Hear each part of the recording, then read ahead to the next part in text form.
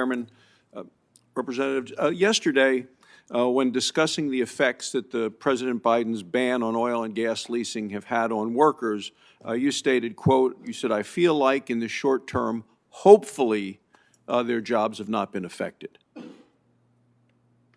You made that statement yesterday. Their jobs are being affected now.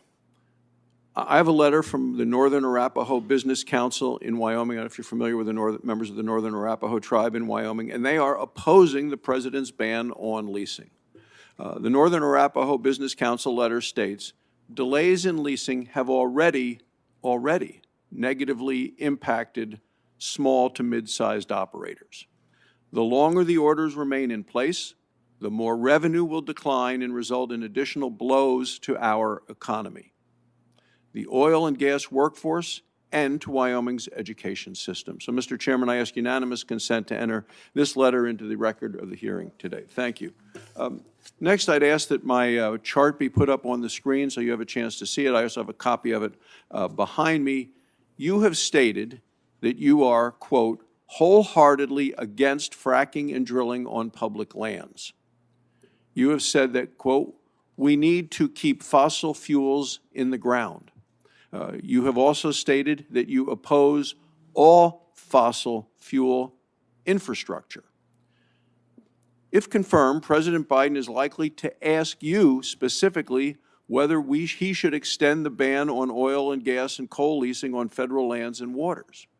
Now, you've said repeatedly that President Biden's agenda is your agenda. But what this committee wants to know is, how will you advise him?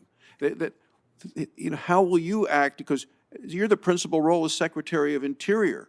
So how will you advise him, and will you encourage the President to extend the 60-day ban on leasing or not?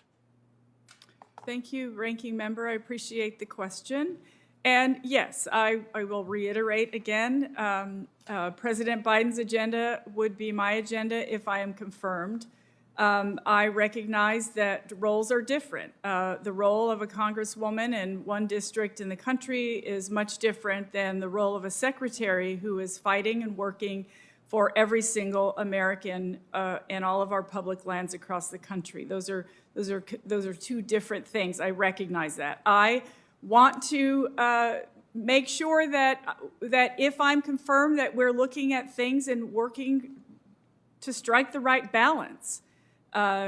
We need to care as much about the environment as we do about the fossil fuel infrastructure in your state and other states. We need to balance those priorities, and I feel that yes, sometimes it might seem like a tricky sort of balancing act, but I feel very strongly that if we have a mind to protect our public lands for future generations, that we'll also be able to protect jobs for future generations as well. I am very much excited about the opportunities that lie ahead, and Chairman Manchin and I have spoken about this, the technology opportunities, the innovative opportunities for workers across this country, and I think there are a lot of workers who want to have jobs of the future. And so what I would like to do is just make sure that I am doing everything I can to help President Biden in his Build Back Better plan to create millions of jobs across the country. Well, let's talk about those workers and their jobs for the future, because in 2018, you campaigned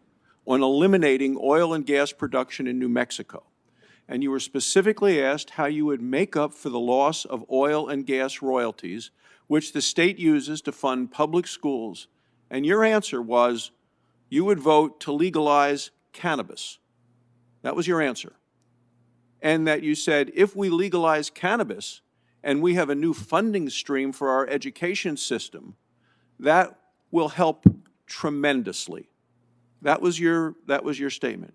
Do you still believe that states should replace oil and gas royalties used for public education with taxes on the sale of marijuana? Is that your position? Well, I think the point of that, Ranking Member, was to say that we should diversify our funding streams for our education and not just rely on one.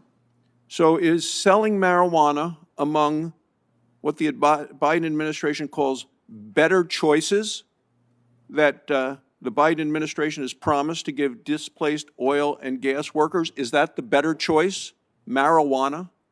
Ranking member, I honestly don't know what President Biden's stance is on cannabis currently. But we know what your stance is on replacing the revenue from the energy jobs, the jobs that power our economy and the energy that powers our country.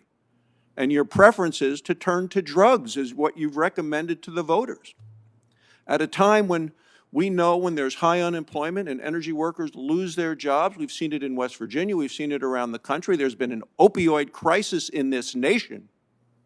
And yet what I hear from you is the answer in a better choice world is marijuana. Thank you, Mr. Chairman. Senator